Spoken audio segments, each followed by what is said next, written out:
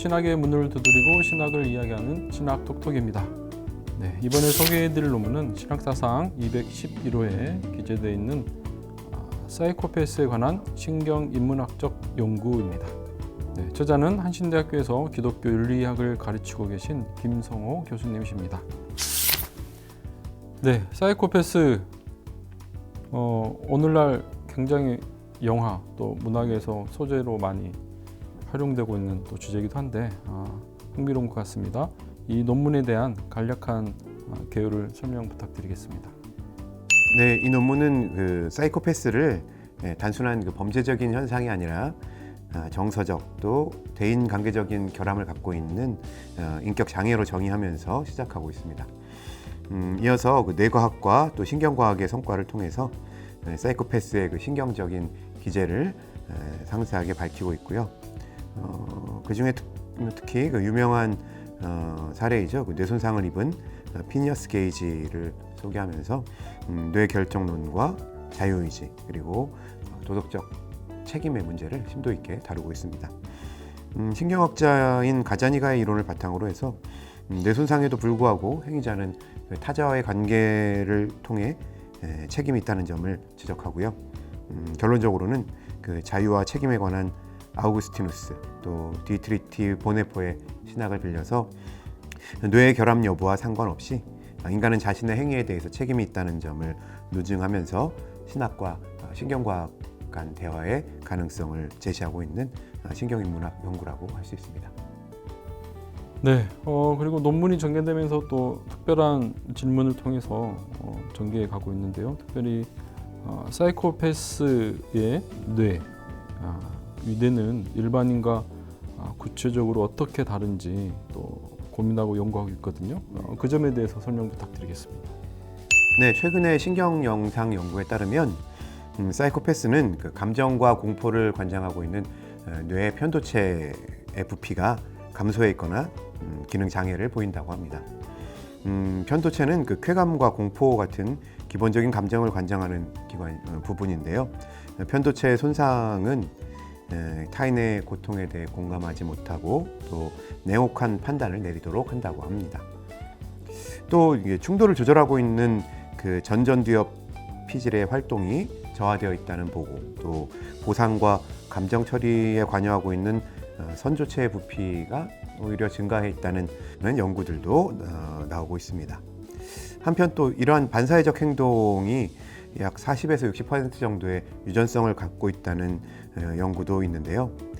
또 공격성과 관련되어 있는 MAOA 유전자의 변이, 그리고 어린 시절의 또 학대 경험이 유전자에 거꾸로 영향을 줄 수 있다는 후성 유전학적인 변화 같은 여러 복합적인 요인이 작용한다고 설명하고 있습니다.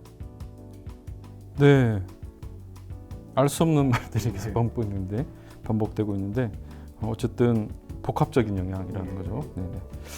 선천적이든 후천적이든 여러 가지 상황들이 또 복합적으로 작용하는 상황 속에서 일반인과는 다른 구조를 띠고 있다.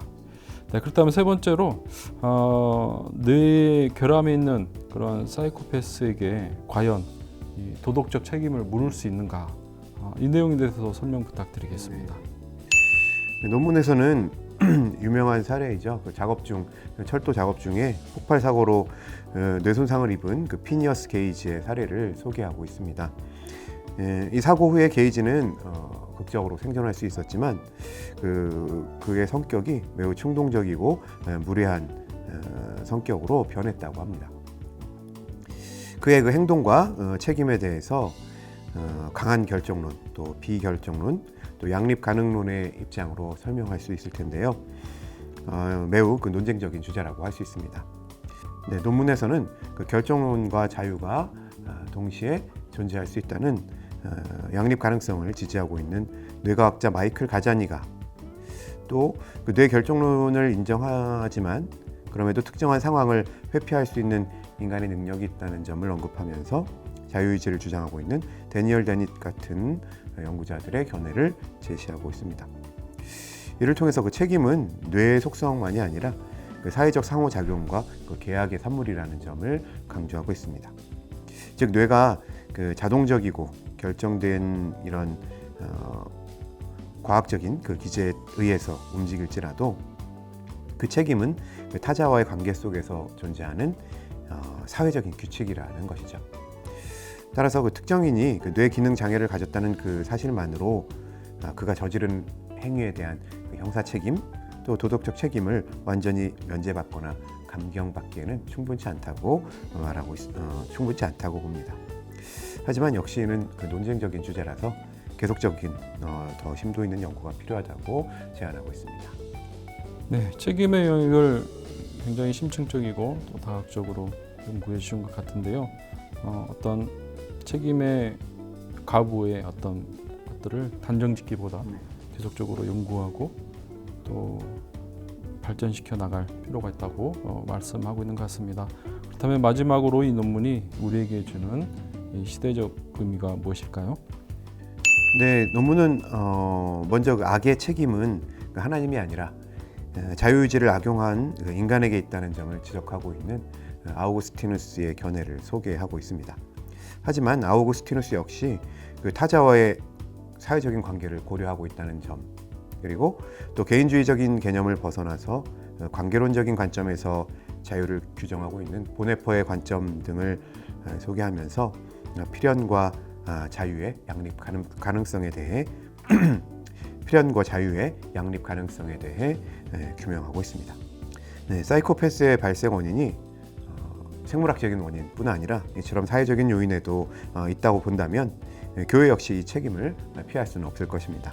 신학사상 211호에서 본 논문의 내용을 상세히 살펴보시고 한국교회가 이러한 사이코패스를 단순히 그런 배제할 대상이나 개인의 책임만으로 볼 것이 아니라 그들이 자신의 상황과 책임을 자각하고 타자와 공존할 수 있도록 도울 수 있는 사랑과 은혜의 공동체의 역할을 할 수 있는 좋은 방안을 찾아보시기 바랍니다.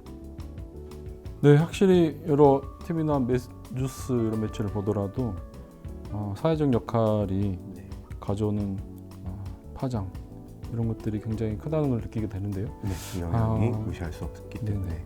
그렇죠. 그래서 우리 교회가 이런 이들에게 좀 평안과 안심을 주고 이런 압박으로부터 해방을 또 가져올 수 있다면 그런 공동체가 된다면 점차적으로 이렇게 사회를 치유해가는 그리스도의 사랑을 온전히 잘 진정으로 전할 수 있는 그런 공동체가 되지 않을까 또 생각해 보게 됩니다. 또 그러한 논문으로 이 내용들을 구성해 주신 것 같은데요. 한번 잘 살펴보시길 권해드립니다. 네, 그렇다면 다음에 또 흥미롭고 의미 있는 논문을 들고 찾아오겠습니다. 감사합니다.